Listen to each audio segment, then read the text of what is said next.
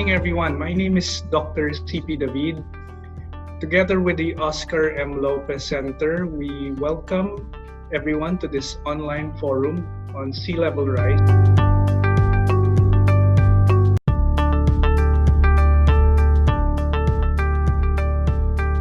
Well, this activity is part of a bigger study on sea level rise. We want to do a multi-year study, a comprehensive study, assessing the potential or likely impacts of the different scenarios, the climate change scenarios on SLR or sea level rise, and the associated hazards of those. With the runaway global warming, we are in a climatic emergency.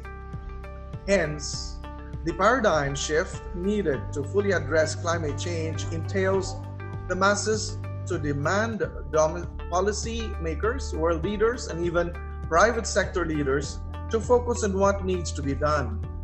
A study by the Asian Development Bank identified 19 of the 25 cities most exposed to a 1-meter sea level rise. That's why this webinar is so important, because more than half of our population live in coastal areas. Sea level rise is a complex issue. Sea level, despite its name, is not a flat, planar surface. There are areas on our Earth that have far greater than the global average sea level. Conversely, there are areas that have far less than the global average sea level. And that is because there are a variety of global, regional, and local processes that influence sea level in time and in space. If all of Greenland was to melt, it would raise global sea levels by some 7 meters. But it is Antarctica that the scientific community is increasingly worried about. This is a colossal ice sheet. It has a surface area analogous to the United States. It is approximately 4 kilometers thick in the central part of the ice sheet. And if all of this ice sheet was to melt, it would contribute over 60 meters to global mean sea level. If we continue the process of groundwater withdrawal, when we look through to 2050, we have rates of between 60 and 50 centimetres under the low and the high region. When we go out to 2100, the dominant processes of groundwater withdrawal are amplified by the loss of the ice sheets in Greenland and Antarctica, and the Philippines record some of the highest rates of sea level rise globally, a 50th percentile of 2.1 meters. And if you look at the box, the 95th percentile, so in 1 in 20 chance of 3.2 meters. Cebu, the tide gauge, does not record groundwater withdrawal. Here, as we look through to 2050 and 2100, we see rates of between 30 and 22 centimetres by 2050, half the rate in Manila. If we go out to 2100, we have a scenario that is relatively similar to New York City, around 50 centimetres of rise by 2100. And I would state to you that the rates of sea level rise under the low emission future, that the Philippines could adequately adapt their coastlines to have prosperous ecosystems, prosperous infrastructure and economy. I would say that is not the case under a high emission future, even in Cebu, of 1.5 meters. So takeaway for all of this: static sea level rise will continue. We have local amplifiers of sea level rise. We have episodic large rises of sea level, which may still occur in the future, and therefore it is essential that we know the directions, styles, and rates of vertical motions of our coast. We should minimize the local human-induced causes of sea level rise, and there is a need to shift the focus of development to higher grounds accompanied by continuing efforts to protect our coastlines. Marami pa tayong mga techniques na dapat pag-aralan na we can use actually to refine the way how we study sea level rise and its consequences to our coastal environment. There are some refinements that need to be done in order to suit coastal environment, particularly for an archipelagic area such as ours.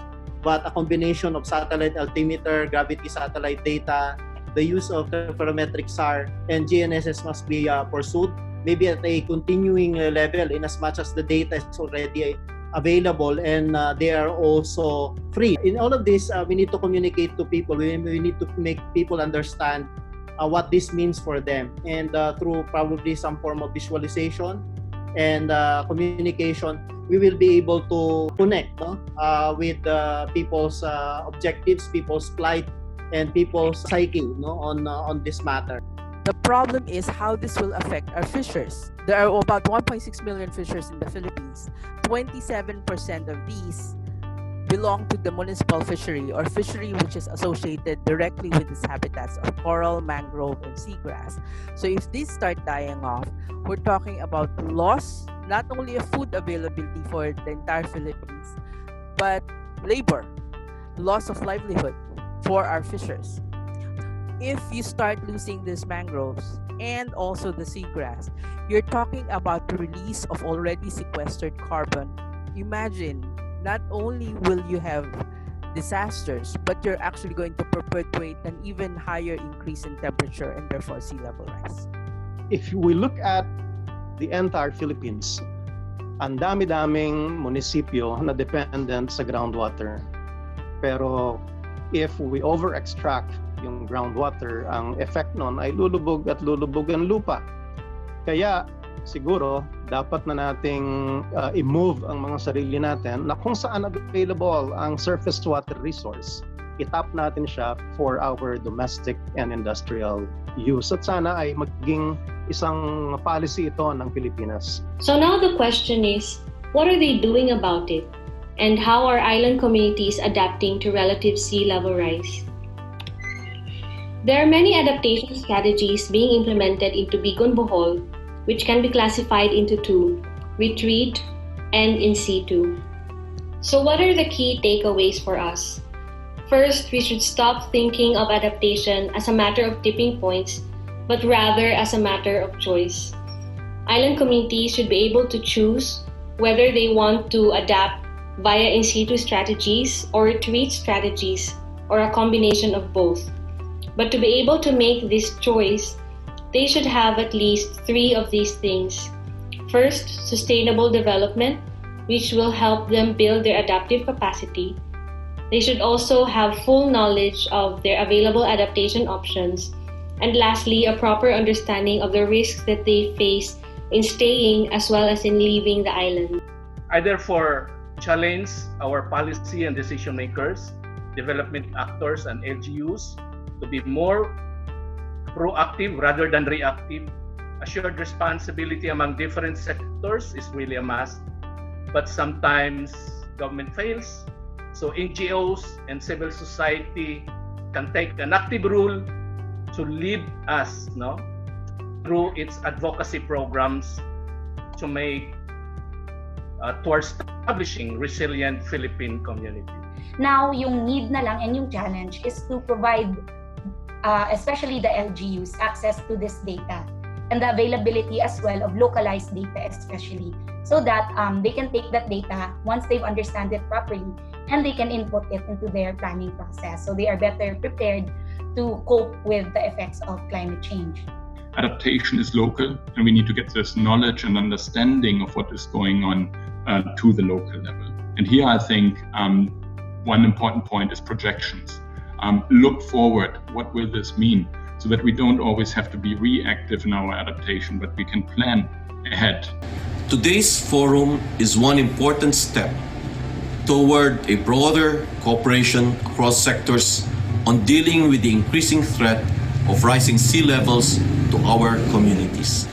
Overall, in advancing research, in learning from our experts, and in helping our communities survive and thrive, sustained by your support, we could all look forward to a safer and more secure future for the Filipino people.